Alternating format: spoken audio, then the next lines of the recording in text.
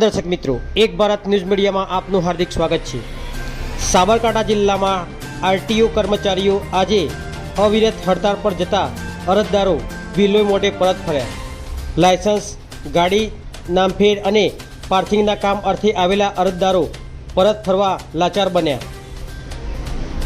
વિવિધ માંગણીને લઈ આરટીઓ ઇન્સ્પેક્ટરોની હડતાળ ચાલુ।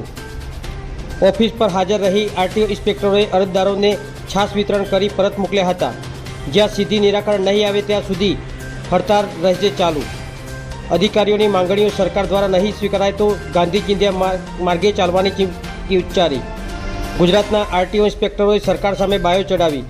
હડતાળ પર ઉતરતા અરજદારો લોકો થયા હેરાન પરેશાન। બ્યુરો રિપોર્ટ વિશાલ ચૌહાણ, સાબરકાંઠા।